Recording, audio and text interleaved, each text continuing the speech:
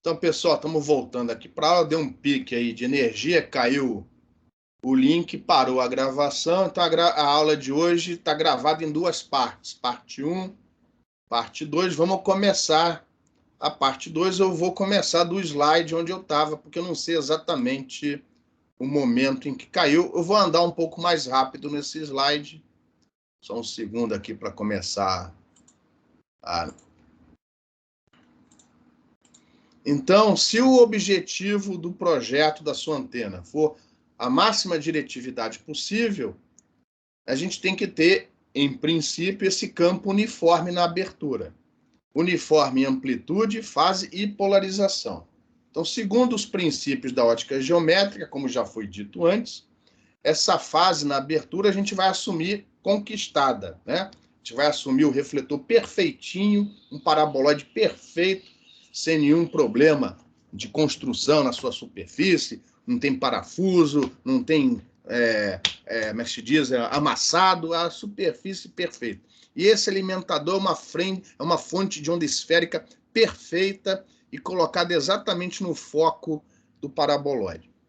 Polarização uniforme, a gente vai, através do rastreamento de raios, obter uma relação analítica entre o campo do alimentador e o campo na abertura. E aí, olhando para as expressões, a gente vai ver qual o alimentador que consegue fazer com que o campo, após a reflexão no espelho, no refletor, chegue com polarização uniforme na abertura. Parece meio mágico, mas é possível. A polarização uniforme é possível.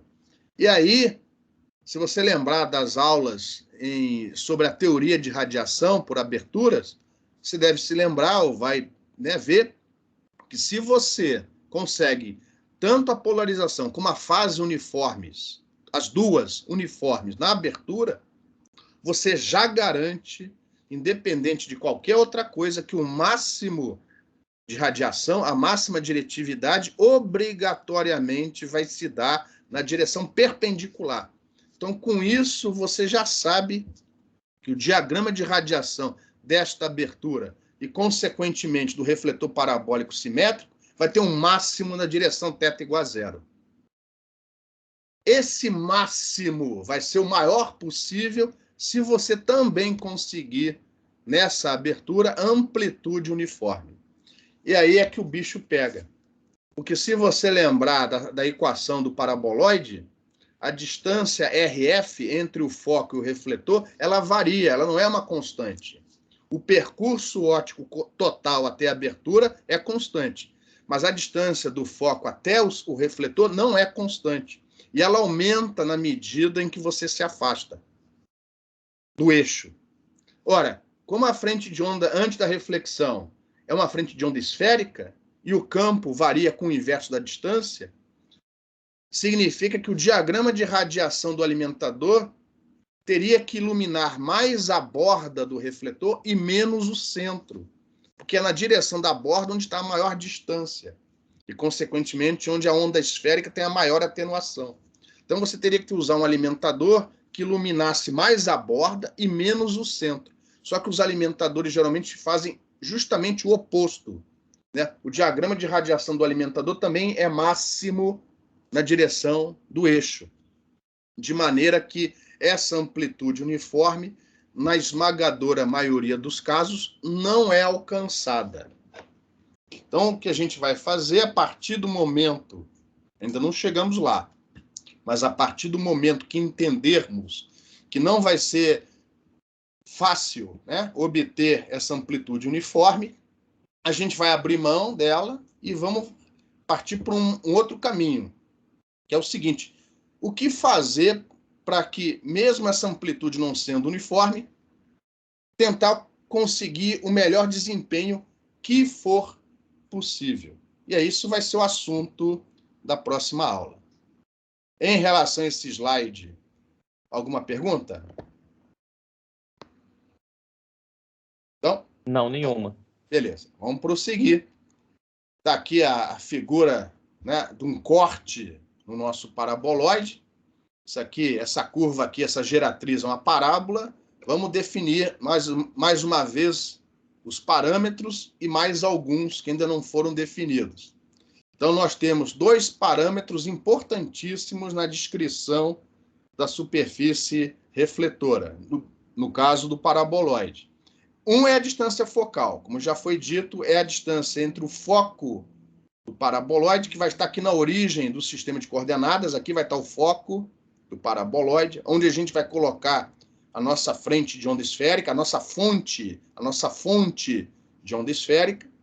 A distância até o refletor ao longo do eixo do paraboloide é, por definição, a distância focal F desse paraboloide. Outro parâmetro importante, né, já que o paraboloide não vai ser infinito, ele tem um diâmetro. A gente vai assumir borda circular. Então, esse diâmetro vai limitar o tamanho da superfície do paraboloide. E é dado por esse símbolo dp. Então, eu vou usar d para representar diâmetro, apesar da possibilidade de haver confusão, infelizmente, né, com diretividade. E aí eu coloco esse pezinho para tentar distinguir uma coisa da outra. Então, dp é o diâmetro do paraboloide. É o diâmetro da abertura circular. Né?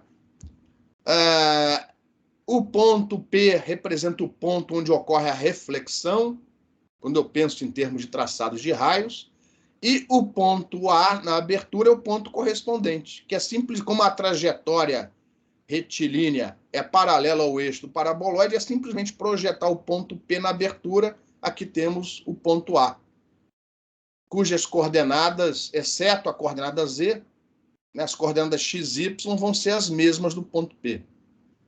Então, se eu sei onde o ponto P está, automaticamente eu sei onde o ponto A também está. E é isso que vai facilitar meu traçado de raios. Se fosse uma superfície arbitrária, esse mapeamento seria muito mais difícil que isso. Tá? Nós vamos precisar da distância RF em função do ângulo θF. Isso é dado pela equação do paraboloide, da parábola. E esse ângulo θF, como o refletor é finito, ele vai ter um ângulo máximo, que é o ângulo de borda, que a gente aqui nesse slide está chamando de θE. Esse E vem do inglês, edge, é o ângulo de borda, que no livro do Balano, se não me engano, ele chama de θO. Para rastrear o raio, usando lei de Snell, a gente vai precisar da normal à superfície no ponto P, que é essa daqui, ó. Essa normal vai ajudar a gente a obter o campo imediatamente após a reflexão, atendendo à lei de Snell.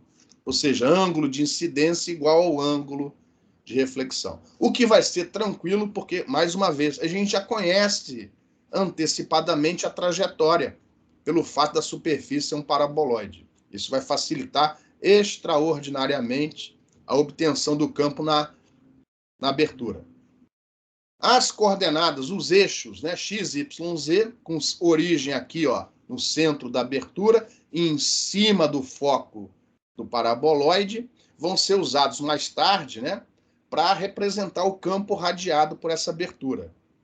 Mas antes disso, eu preciso rastrear o campo do foco até a abertura. E esse alimentador que produz a frente de onda esférica, ele vai estar apontado para dentro do refletor, para cima do refletor. Então, eu vou precisar de um sistema de coordenadas auxiliar para representar esse campo que incide no refletor. E aí, esse sistema auxiliar do alimentador, eu vou usar a letra F, esse índice F, para não confundir com o sistema principal que vai ser usado mais tarde para representar o campo radiado pela abertura. Então, esse sistema F, ó, o eixo Z do sistema F, do sistema do alimentador, aponta no sentido oposto ao sistema de coordenadas da abertura. RF é a distância do foco até o ponto P. É a coordenada esférica θ correspondente ao sistema F. É o ângulo θF. E RF é a distância R, ó, do foco até o ponto P. Representa aí a distância radial no sistema esférico do alimentador.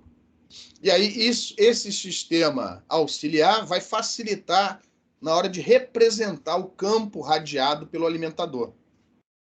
E aí eu também vou colocar essa normal a superfície descrita, né, no sistema F também. Eu vou precisar operar o campo incidente com essa normal para obter o campo refletido. Então, se eles estiverem na mesma base vetorial, isso facilita extraordinariamente o cálculo do campo na abertura. E eu espero não ter esquecido mais nada aqui. Alguma pergunta, alguma dúvida em relação a esses parâmetros, a essa geometria? Então, as equações importantes aqui para essa aula de hoje, para a próxima, primeira é a equação do paraboloide. Enfim, para deixar a coisa completa, eu mostro aqui também a equação em coordenadas retangulares, tá? Para deixar claro que é a equação de uma parábola, do paraboloide. Mas a gente não vai usar essa equação, a gente vai preferir usar essa daqui, que é a equação polar da parábola. No caso do paraboloide, é a equação em coordenadas esféricas. Repara que, por causa da simetria circular, a distância RF não depende do ângulo φ, só do ângulo θ. E a equação é essa daqui, ó. De maneira que, quando θF é igual a zero, essa distância ao longo do eixo é f, a própria distância focal, e conforme θF aumenta, conforme esse ponto P se afasta do centro do refletor, essa distância RF vai aumentando. E, consequentemente, o campo incidente vai diminuindo. Porque, como é uma frente de onda esférica, a amplitude desse campo decai de 1 sobre R, 1 sobre RF. Então, quanto mais afastado do centro o ponto P estiver, menos intenso é o campo, maior é a atenuação espacial. O alimentador deveria compensar isso, radiando mais nas direções afastadas do centro e menos aqui no centro, para que a amplitude também fosse uniforme na abertura da antena. Só que o alimentador vai fazer justamente o oposto, tá? A gente vai falar sobre isso com mais detalhes adiante. Outra equação importantíssima, né, isso vai ficar mais claro na próxima aula, é a relação desse ângulo de borda θE com o diâmetro da abertura e a distância focal do paraboloide. E aí, com a ajuda da equação polar do paraboloide, ó, RF está aqui, ó. E com a ajuda do triângulo retângulo, ó, esse triângulo retângulo aqui, ó. Repare que nesse triângulo retângulo nós temos o RF para o ângulo θE, e aqui nesse cateto o diâmetro da abertura dividido por 2. Então, com a ajuda desse triângulo retângulo e da equação da parábola, a equação do paraboloide, nós chegamos nessa igualdade. Isso é tranquilo, né? Pode verificar. E dessa igualdade nós chegamos nessa relação aqui, ó. É a relação entre o ângulo θE, o ângulo de borda, e a razão D sobre F, a razão diâmetro sobre distância focal do seu paraboloide. Essa relação vai ser importante mais tarde, na hora que a gente for entender o que tem que ser feito nessa antena para que a gente consiga obter a maior diretividade que for possível. Em relação a essas equações, alguma pergunta?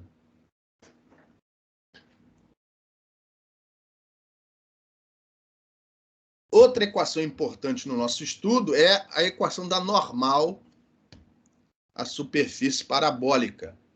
E aí, como é que você obtém a normal a uma superfície? Como é que você obtém a equação da normal a uma superfície cuja equação é conhecida? É uma pergunta. Alô? Tem alguém aí? Tem sim. Você pode repetir a pergunta? Eu estava pensando. Como você obtém a equação da normal a uma superfície? Que contas tem que fazer? Quando a equação da superfície é conhecida? Você pode fazer... Cálculo 2. Sim, sim.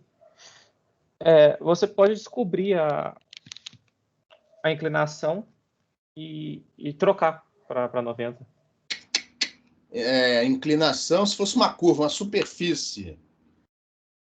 Que derivada você tem que fazer? Que conta você tem que fazer em cima da equação da superfície para achar normal? Se deriva, aí você vai achar. Essa Igual a derivada, 90. essa derivada tem um nome especial. É uma operação, tem a ver com derivada. Mas não Qual que é é o nome do tão. negócio? É mais particular. Você tem que tirar o Gradiente. gradiente da função. Então, se você pegar esta equação, que é uma equação esférica, tirar o gradiente dessa função nas componentes r, θ e φ, só que r, θ e φ, né, do sistema F do alimentador, ou seja, RF, θF e φF, tá? Lembra que RF não depende de φF, mas a orientação da normal depende. Ela muda conforme você gira esse ponto P em torno do eixo de simetria, do eixo Z. E tirar, né, dividir pelo módulo do gradiente para este vetor ficar unitário, repara que aqui tem um chapéuzinho em cima. Eu quero o vetor unitário. Você vai chegar nesta equação. Eu não vou mostrar os passos, porque é tranquilo, não é difícil. É só tirar o gradiente dessa função psi. No sistema esférico do alimentador, você chega nisso daqui, ó, sem grandes dificuldades, usando aí uma ou outra identidade trigonométrica. Não é difícil mostrar. Repare que quando θF é igual a zero, essa componente dá zero, essa componente dá menos 1, ou seja, a normal aponta na direção menos R, ou seja, na direção contrária ao eixo ZF, como esperado. Isso daqui, como os vetores R chapéu e θ chapéu dependem de φ, a variação da normal com ângulo φ já está implícita aqui dentro.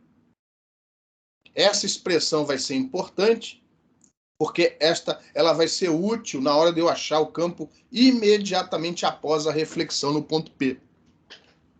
E aí, a operação com campo incidente, que é um campo, uma frente onda esférica, e que também vai estar descrita na base esférica do alimentador, essa operação vai ficar mais tranquila quando eu represento o meu vetor dessa maneira. Então, isso é um resultado importante para a nossa análise. E que mais? Outra relação importante que já foi mencionada, com a ajuda da equação da parábola e com a ajuda desse triângulo retângulo aqui, ó, foco PA, cuja hipotenusa é RF, e um dos catetos é esse segmento PA, você prova que a soma RF mais PA é constante igual a 2F. Isso também é tranquilo de você provar com a ajuda dessa figura e com a ajuda da equação do RF. Logo, o caminho óptico é constante, o que significa que, dentro da nossa análise baseada em ótica geométrica, você já garante a fase uniforme na abertura do refletor. E, como a superfície é conhecida, a trajetória é muito simples, dadas as coordenadas do ponto P, automaticamente você sabe quais são as coordenadas do ponto A. As coordenadas cartesianas do ponto A são as mesmas do ponto P, exceto que a coordenada Z do ponto na abertura vai ser 0. Então, o ponto A é simplesmente a projeção do ponto P no plano da abertura. Então, com isso, você consegue rastrear esse campo até a abertura sem dificuldade alguma. Tá? Se a superfície fosse arbitrária, isso não seria trivial. Mas aqui vai ser muito simples, tá? E aí, vale a pena fazer um comentário. No livro do Balanis, ele não acha o campo na abertura desta maneira. O Balanis, pela simplicidade da geometria, ele utiliza conceitos de conservação de energia para achar o módulo, a intensidade do campo na abertura. Aí depois ele multiplica a fase correspondente e a polarização do campo, a orientação do campo, ele joga lá um blá, blá, blá, e no final ele chega na expressão final, tá certo? Então ele usa conceitos de conservação de energia. Aqui não, aqui eu vou fazer de uma maneira diferente do Balanis, tá? Não quer dizer que é melhor nem pior, é uma maneira diferente, onde eu não vou usar o conceito de conservação de energia, ele vai estar inerente na hora que eu aplicar aqui a lei de Snell, que eu vou dizer que todo o campo é refletido, nada é transmitido para o outro lado, que a gente assume isso aqui um condutor elétrico perfeito, e aí ao fazer isso, automaticamente a conservação de energia já vai estar sendo considerada, de maneira que, do jeito que a gente vai fazer aqui nas notas de aula, eu já vou obter o campo vetorial direto, uma expressão para o campo vetorial, sem ter que fazer blá, blá, blá, para encaixar o vetor na análise, né? Porque quando você usa conservação de energia, você trabalha com densidade de potência, módulo do L quadrado. Você perde a informação sobre a polarização, sobre a orientação do campo. O Balanis dá uma escorregada, porque como a geometria é muito simples, ele consegue, né, no final, dizer, ó, a orientação do campo é essa. São duas maneiras corretas, rigorosas, de resolver o problema. Aqui eu vou fazer de um jeito. No livro-texto, você encontra feito de outro jeito. Aí você, lendo, estudando pelos dois cantos, você, depois, no final, vai dizer o que você prefere. Então, no próximo slide, a gente vai fazer um pouco diferente do que aparece no livro-texto. Eu vou usar conceitos de ótica geométrica para rastrear o campo até a abertura. E isso é interessante porque os traçados de raios são muito utilizados em caracterização de canais de rádio. Né? Usar raios para fazer a caracterização do canal. Ou, em outras palavras, né? Dado uma antena no ambiente urbano, como é a intensidade do campo sobre aquela região coberta por aquela antena. E esse traçado de raios, né, é uma técnica assintótica para altas frequências, que vai ser cada vez mais utilizada nesses sistemas 5G, onde a frequência é mais alta. Tá? Então, se um dia você precisar trabalhar com essas técnicas, você vai começar a ver, talvez pela primeira vez, num exemplo bem simplesinho, a utilização de traçado de raios para obter, rastrear o campo de uma fonte até uma certa posição. Aqui o problema vai ser simples, porque a geometria é simples. Então, a primeira etapa para a obtenção do campo na abertura é simplesmente assumir que o ponto P, onde vai ocorrer a reflexão, ele está suficientemente afastado do alimentador, de tal maneira que a gente vai assumir, e se isso não for verdade, vai tudo dar errado na hora que você for analisar a antena, mas a gente vai assumir que essa antena é grande, que o alimentador que você colocou aqui é suficientemente pequeno, senão ele vai bloquear a abertura do refletor. Então ele tem que ser pequeno mesmo, tá? De tal maneira que no ponto P você já está na região de campo distante do alimentador e a frente de onda é esférica. Então este campo que atinge o ponto P no refletor, imediatamente antes da reflexão, eu vou representar desse jeito aqui, ó. Repare que quando eu represento desse jeito, eu estou permitindo que qualquer antena seja utilizada como alimentador. Eu não estou assumindo nada, além de que o ponto P está na região de campo distante. Vamos ver se é verdade? Na região de campo distante de uma antena, a frente de onda é esférica e TEM. Então, repare, se ela é esférica e TEM, a variação do campo com a distância RF já está aqui, ó, em evidência, passei para fora. E o resto, ó, não tem componente na direção R, só componentes θ e φ. Então, ó, essas funções aqui, T e P, vão representar o campo desse alimentador. E desse jeito, por enquanto, qualquer antena pode servir como alimentador, desde que o ponto P esteja na região de campo distante dessa antena. Esse campo incidente eu vou chamar de EP-, ou seja, o campo elétrico antes da reflexão. Imediatamente antes da reflexão. Em relação a essa expressão, alguma dúvida? Alô? Não, nenhuma. Beleza?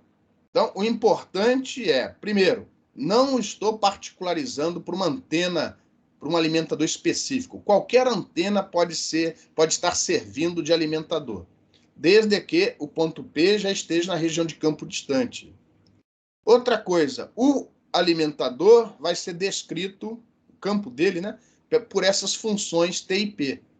Por enquanto, essas funções são arbitrárias. São funções do ângulo θ e do ângulo φ. Já que a variação com a distância r, como é uma frente de onda esférica, já está explícita aqui do lado de fora. Agora eu vou achar o campo imediatamente após a reflexão. E a expressão é essa daqui. Isso eu vou provar no próximo slide. Então, por enquanto, vamos acreditar.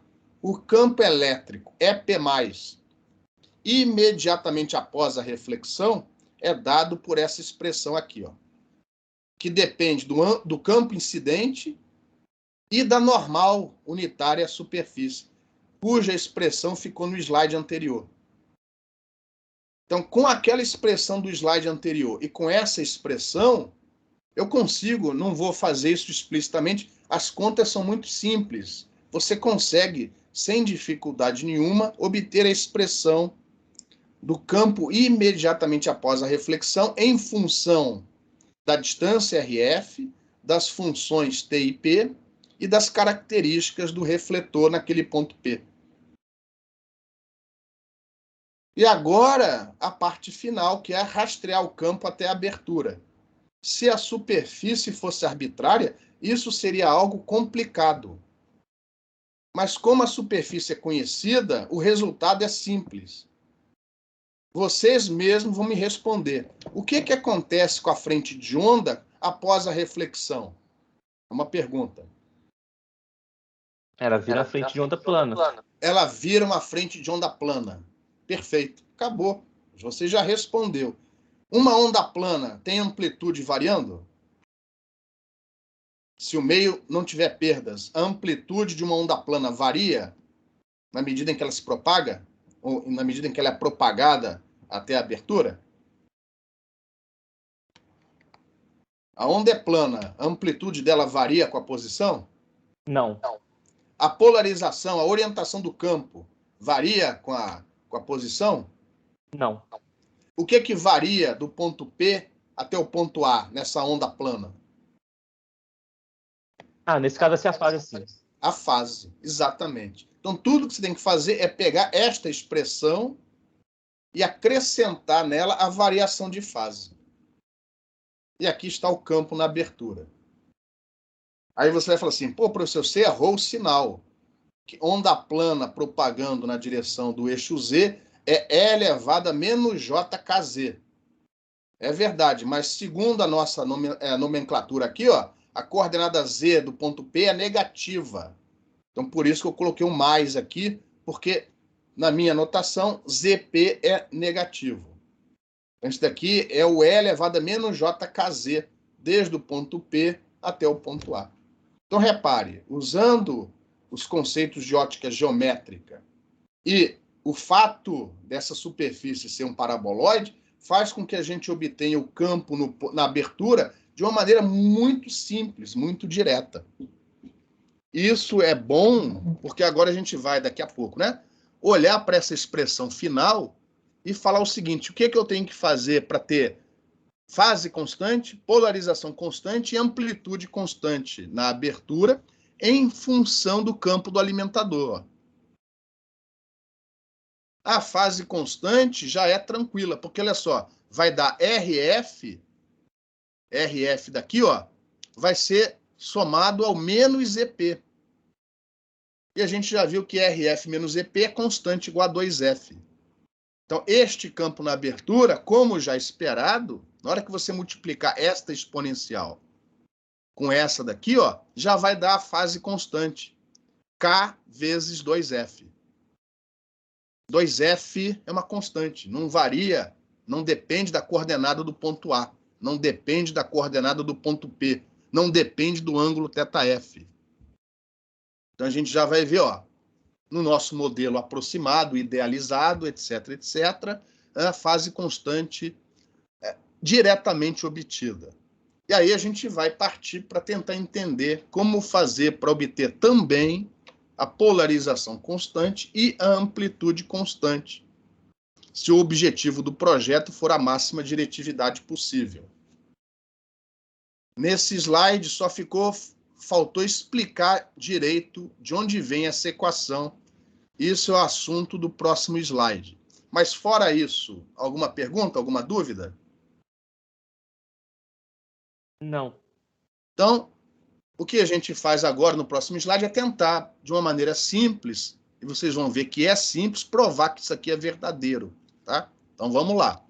Então, eu peguei essa superfície refletora, apontei em outra direção só para tentar ilustrar que isso aqui é geral. O que a gente vai falar agora vale para segundo os limites da ótica geométrica, isso vale para qualquer superfície condutora elétrica perfeita, desde que naquele ponto onde ocorre a reflexão não tenha bico, não tenha aresta, não tenha um bico, né? Bico e aresta, né? Seja localmente uma superfície suave, como essa que eu tentei desenhar nesse slide, tá? E aí eu vou representar aqui, ó, o campo incidente, o campo elétrico incidente. Na verdade, eu deveria desenhar esse vetor aqui em cima do ponto de reflexão, ou seja, imediatamente antes da reflexão. Eu só não vou fazer isso por enquanto, senão a figura vai ficar muito difícil de enxergar, tá? Mas repara, como é uma frente de onda esférica TEM, o campo elétrico é perpendicular à direção de propagação, à direção da trajetória. Repare que o vetor vermelhinho é perpendicular à trajetória. E aí você tem o campo refletido, imediatamente após a reflexão, onde a trajetória do raio refletido obedece à lei de Snell, ângulo de incidência igual ao ângulo de reflexão. Vice-versa, né? Ângulo de reflexão igual ao ângulo de incidência. E esse vetor também era para ser desenhado aqui em cima, ou seja, o campo imediatamente após a reflexão, o EP+. Só que eu não desenhei só para não confundir, né? Para a figura não ficar muito confusa. E repare novamente que esse campo elétrico é perpendicular à trajetória, já que a gente está assumindo, né, onda TEM. E aí eu vou dar um zoom nesse ponto e aí colocar os vetorzinhos na posição certa. Então eu dei um zoom tão grande, mas tão grande que essa superfície suave se comporta localmente como se fosse plana. Aqui está o campo imediatamente antes da reflexão, ou seja, o campo incidente, EP-, e aqui o campo imediatamente após a reflexão. E a soma dos dois é o campo total. Campo total esse que tem que satisfazer as condições de contorno na superfície de um condutor elétrico perfeito. E qual é a condição de contorno na superfície de um condutor elétrico perfeito? É uma pergunta.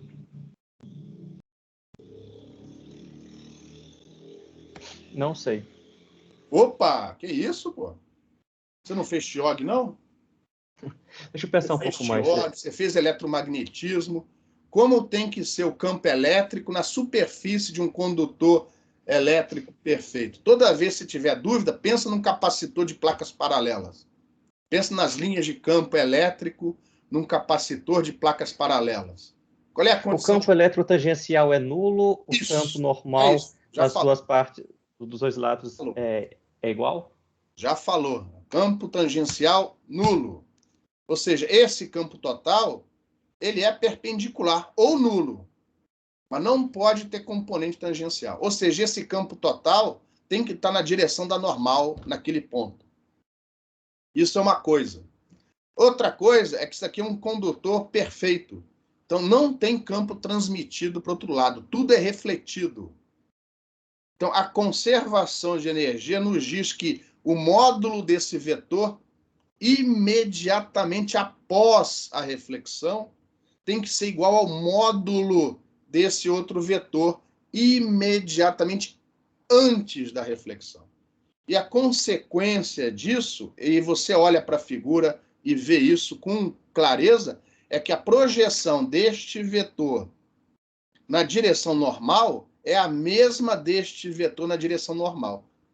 Por quê? Porque as componentes tangenciais desses dois vetores têm que se anular para que o total não tenha componente tangencial, e o módulo deste vetor tem que ser igual ao módulo desse. Então, por simetria, acaba que a projeção deste vetor nessa direção NP tem que ser idêntica à projeção deste vetor na direção NP. E, consequentemente, eu consigo uma expressão simples para o campo total em função desses dois campos, incidente e refletido. Obviamente, por definição, o campo total é a soma daqueles dois ali. E esse campo total está na direção NP, ó, e vale o dobro da projeção, 2 vezes a projeção, tanto do EP- como do EP+. Aí você escolhe. Só que eu vou escolher o EP-, porque o EP-, em princípio, é conhecido no nosso problema. É o campo que vem do alimentador. Então, eu vou escolher esta igualdade aqui. E tudo que eu fiz, ó, foi só passar este EP- para o outro lado com um sinal trocado. E aí eu tenho, ó, aquela expressão do slide anterior. O campo elétrico, imediatamente após a reflexão, é dado por essa expressão, ó. E aqui está a prova da segunda relação do slide anterior. Alguma pergunta? Não. Isso daí vale para qualquer condutor elétrico perfeito no limite da ótica geométrica, né? Quando você limita o teu estudo a raios, você localiza o fenômeno eletromagnético. Isso aqui não leva em conta difração, acoplamento entre regiões diferentes da sua superfície. Isso é uma aproximação assintótica. Ela vale no limite em que as dimensões do objeto espalhador são muito, muito, muito maiores do que o comprimento de onda. E para isso daqui ser suave, não pode ter bico naquela região, não pode ter arestas naquela região, não pode ter cunhas, né? Aresta de uma cunha, por exemplo, isso aqui não vale na aresta de uma cunha, obviamente. Tá? Então, esta é a equação.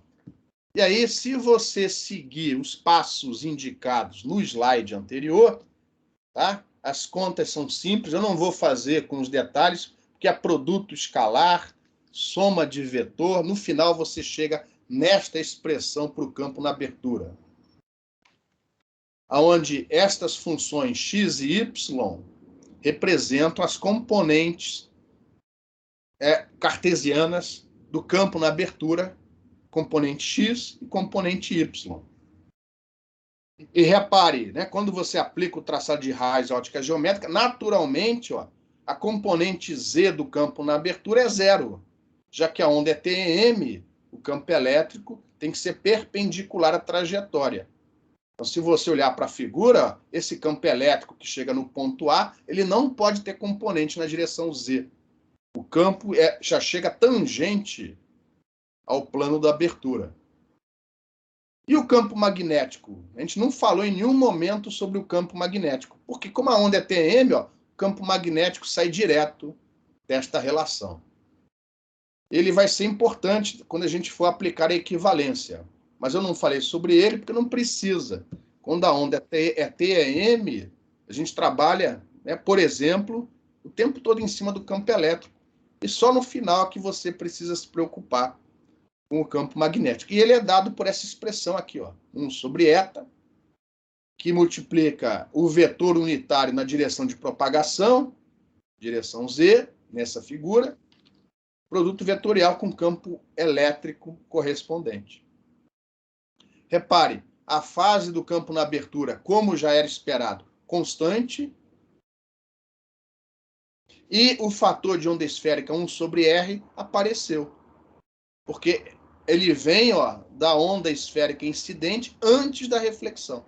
Depois que ocorre a reflexão, o RF não é compensado por mais nada. Então, ele fica lá sozinho. Não teve uma soma com outra coisa para fazer isso constante.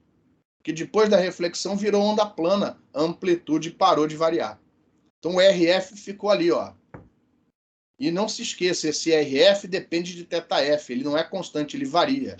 É justamente esse RF que vai atrapalhar a nossa vida na hora de tentar obter amplitude uniforme na abertura da antena. Estas funções x e y, fazendo aquelas contas de 2 slides para trás, elas são dadas em função das funções t e p do alimentador desta maneira. Eu não vou provar, tá? As contas não são difíceis. Então, operando o produto escalar com a normal, etc., etc., no final você chega nessas expressões aqui. Então, repare, você tem o campo da ótica geométrica na abertura do refletor em função do campo do alimentador e das coordenadas do ponto P e, consequentemente, das coordenadas do ponto A. E está aí, ó, direto para vocês o rastreamento do campo. E nós estamos prontos para transformar esse campo em corrente equivalente, integrar este campo e obter o campo radiado pela abertura. Mas antes disso, eu vou querer, junto com vocês, estudar isso daqui, ó, porque eu gostaria também de obter nessa abertura a polarização e a amplitude uniformes, além da fase. A fase já está obtida. Mas o que fazer para que a polarização e a amplitude do campo na abertura também sejam uniformes e, consequentemente, maximizar a diretividade dessa abertura? Até este ponto, alguma pergunta? Então, agora vocês prestem atenção que eu vou fazer perguntas para vocês, tá? Olha só. Então, ó, se o objetivo do projeto é ter um refletor parabólico com a maior diretividade possível, então, para isso, a gente precisa de uma abertura uniformemente iluminada, tá? E aí, assumindo que o centro de fase do alimentador está exatamente alinhado com o foco do paraboloide, assumindo que essa superfície parabólica é perfeita, não tem nenhum amasso, é perfeitinha, a fase constante, a fase uniforme, ela já foi naturalmente obtida. Então, fase uniforme para nós não é um problema. A primeira pergunta que eu vou fazer é: e polarização? O que é que eu preciso que aconteça aqui, nessa expressão do campo na abertura, para que a polarização seja uniforme na abertura?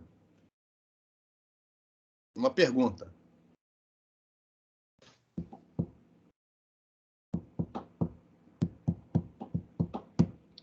Alô? Tem alguém aí? Eu estou pensando ainda. Lembra o seguinte, o vetor do campo elétrico, né, a orientação do campo elétrico, tem que ser a mesma em todos os pontos A da abertura, todos os pontos. O que tem que acontecer aqui, ó, com essas funções x e y? Ou seja, com essas funções aqui. A resposta é mais fácil do que você imagina. Por exemplo, essa função x, ela varia, né, com a posição do ponto A. A função y também varia com a posição do ponto A, com esses ângulos θ e φ. Mas o que tem que acontecer para que essa variação seja sempre a mesma? Ou seja, eles não rodem um em relação ao outro. De um ponto A para o outro. Pode falar. Eles têm que ser constantes? O que tem que ser constante? Tá quase, hein? Tá quase. Eles têm que variar da mesma maneira. Tá. Ou seja, a razão x sobre y tem que ser constante. Em outras palavras, por exemplo, se eu passar o x para fora desse colchetes aqui vai ficar 1, né? 1 vezes x chapéu, mais y dividido por x, y chapéu. E esse termo é o que vai definir a polarização. Se essa razão y sobre x ou x sobre y for constante, eu consegui polarização uniforme. Ou seja, a razão desta função por esta tem que dar uma constante. Não é qualquer alimentador, não é qualquer função TP que faz com que essa razão XY seja constante. Mas isso é possível. É possível construir alimentadores onde, no final, a razão desta função por esta dê quase constante. Tranquila essa observação ou alguma pergunta? Tranquilo. Bom, então é possível, como a gente vai tentar explicar daqui a pouco, que a polarização pode ser uniforme na abertura, junto com a fase. E se fase e polarização forem ambas uniformes, automaticamente o máximo de radiação na direção θ igual a zero, na direção perpendicular à abertura, já está garantida. Agora, para que essa diretividade seja a máxima possível, eu também teria que ter amplitude uniforme. E olhando para essa expressão aqui, e lembrando que o RF não é constante, ele varia com θF, ele varia com esse ângulo θF, ele varia com θF, a RF varia com θF. O que tem que acontecer com estas funções para que a amplitude também seja uniforme? É uma pergunta. Sim, sim.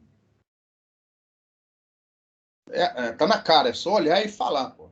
Não tem mistério, não é simples. Ela tem que variar junto com o RF? Exatamente. Essas funções x e y têm que variar da mesma forma que RF. Ou seja, a razão x sobre f e também a razão y sobre RF têm que ser constantes. Ou seja, a variação do RF tem que ser compensada pela variação do x e y. Como o RF é maior, cresce na medida em que θF aumenta, isso significa que as funções t e p têm que crescer com θF na mesma proporção. Ou seja, o diagrama de radiação do alimentador tem que ser mais intenso na direção da borda do refletor e menos intenso na direção do eixo, no centro do refletor. Tá? De acordo com uma função. E essa função depende da equação do paraboloide, depende de RF. Só que na prática, os alimentadores eles vão se comportar quase sempre, nem sempre, mas a maioria dos casos mais práticos, justamente o contrário.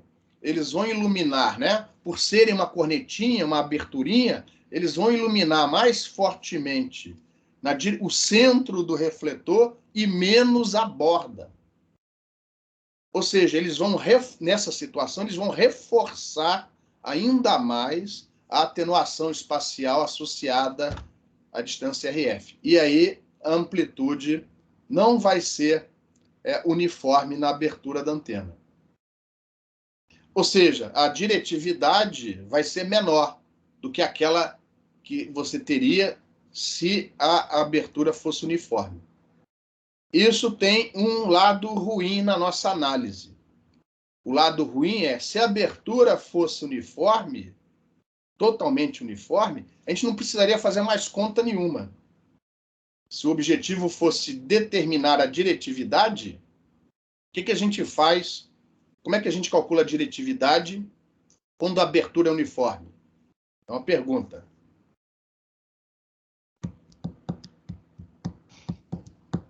É proporcional à área irradiada. Eu não lembro qual que é a fórmula. Tá, é proporcional à área da abertura. 4π dividido por lambda ao quadrado vezes a área da abertura. A área da abertura vai ser π vezes o raio ao quadrado. E aí não tinha mais conta nenhuma para fazer. Só que, no caso da amplitude não ser uniforme, a gente vai ter que fazer a análise. A gente vai ter que achar o campo na região de campo distante, fazer o ângulo θ igual a zero e ver o que acontece. O que a gente vai ter que fazer aqui para tentar obter a maior diretividade possível. Então, isso vai dificultar a nossa análise. Na prática, não é ruim de tudo, não é ruim o fato de você ter menos campo na borda do refletor do que no centro. Não é de todo ruim ter a borda da abertura menos iluminada do que o centro. Por quê? A gente viu isso nas aulas anteriores, quando estudamos radiação através de aberturas. O que acontece quando a borda da abertura é menos iluminada? Você vai diminuir a diretividade, mas você vai também diminuir a interferência dos canais secundários, dos lóbulos secundários. Você vai perder diretividade, porque você vai perder, né, eficiência de iluminação, mas, ao mesmo tempo, você vai ter níveis de lóbulos secundários menores. E isso, se você pensar em termos de interferência, né, com outros enlaces em volta dessa antena, isso é bom. Então, o fato de você não ter a abertura uniforme não é de todo ruim.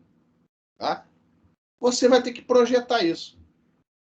E aqui a gente não vai ver esse projeto todo ele, né? Aqui, no máximo, vocês vão projetar uma antena IAG. No máximo. A gente não vai projetar aqui a antena refletora. Então, aqui a gente vai ver, né, tentar entender como ela funciona, as limitações e, se o objetivo for maior desempenho, melhor e maior desempenho possível, o que fazer, né, dado que a gente não vai conseguir amplitude uniforme. É isso que a gente vai fazer daqui para frente. Tá? Em relação a esse slide, alguma pergunta? Não. Beleza? Então, a primeira coisa que a gente vai fazer agora é tentar entender o que significa aqui, ó, satisfazer essa relação para obter polarização uniforme. Qual é a consequência desta relação? X dividido por Y constante. Não se esqueça, né? Esse X dividido por Y não são as coordenadas, tá? Essa função que eu chamei aqui, ó, de X e Y. O que significa esta razão aqui, disso aqui de cima, por isso aqui de baixo, ser constante no alimentador? Na abertura eu já sei, mas no alimentador, o que significa isso? Qual é o alimentador que vai satisfazer a essa condição de polarização uniforme na abertura do refletor? Então, se você pegar aquelas expressões anteriores do X e do Y e obrigar a ser uma constante, observe que você vai, eu não vou seguir os passos, você vai obter essas duas relações. A função T tem que atender a esta relação e a função P, essas funções são do alimentador. Tem que atender essa relação. Se isso for verdade e você substituir aqui nessas expressões, você vai observar que essa razão x sobre y vai dar constante. Tá?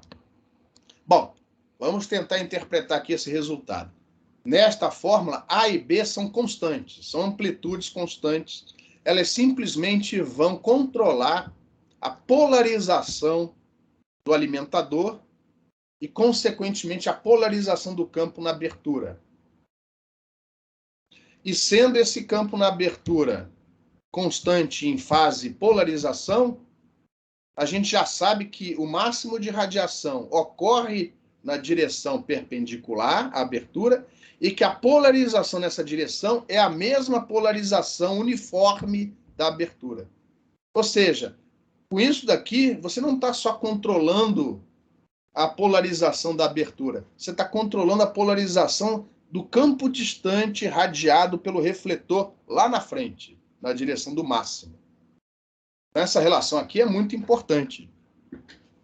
Então, se isto for verdade, vamos ver a consequência, tá? Se eu substituir nas funções x e y do slide anterior, eu vou chegar nisso daqui, ó. E aí, óbvio, só de olhar para cá, você já vai ver que se eu dividir uma expressão pela outra, a função f corta com a função f, vai ficar a razão menos a dividido por b, constante. Então, isto daqui sendo verdade, a razão x sobre y dá constante, o que significa polarização uniforme na abertura. Tá? Então, se isto daqui for verdade, o campo na abertura se reduz a isto daqui. E aqui, ó, com clareza, você vê como A e B são constantes, a polarização, a orientação do campo elétrico na abertura não depende das coordenadas do ponto. Já a amplitude, ó, vai depender dessa função f. Essa função f, a gente vai ver daqui a pouco, o módulo dela ao quadrado representa o diagrama de radiação do alimentador. E RF, lembra que RF também não é constante, também depende de θF. E aí, daqui a pouco, né, a gente vai concluir o estudo dizendo, olha, se você também quiser amplitude uniforme, a razão f, função f, dividido pela função RF, tem que ser constante também. E aí a gente vai ver que é mais complicado. Mas antes disso, vamos continuar investigando o que significa o alimentador satisfazer a estas relações aqui. Então, só para concluir o slide, essas funções A e B são constantes, que eu gosto de fazer tudo da maneira mais geral possível. Você vai escolher os valores do A e do B de acordo com a polarização que você estiver tratando. Ó. Se você escolher o A e o B em fase, isso daqui é uma polarização linear na abertura. Se o A for nulo, significa que só tem componente de campo na direção Y. Se o B for nulo, significa que só tem componente de campo na direção X. Se o A e o B não forem nulos e estiverem em fase, significa que o campo tem polarização linear, só que inclinada em relação aos eixos X e Y. Se o A e o B tiverem a mesma amplitude, mas estiverem defasados entre si de 90 graus, mais ou menos 90 graus, polarização circular, ou mão direita ou mão esquerda, dependendo do quem está adiantado e quem está atrasado, exatamente como já estudamos lá no início do curso, na definição de polarização. Vamos ver aqui, ó. Vamos assumir que o B sobre A seja mais J, mais J. Então, por exemplo, B igual a J e A igual a 1. Tá? B igual a J, A igual a 1. Por exemplo, né? Só para facilitar aqui. Aí vai ficar menos 1 mais J. Esse menos 1 eu posso passar para fora. Aí vai ficar 1 na direção X menos J na direção Y. 1 na direção X menos J na direção Y. Isso significa que quem é que está adiantado? X ou Y? X é 1, Y é menos J. Quem é que está adiantado? O X ou o Y?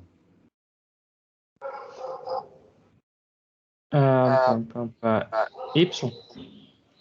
Vamos lá. X, quem é que está adiantado em fase? É o número 1 ou o número complexo menos J? Qual é a fase?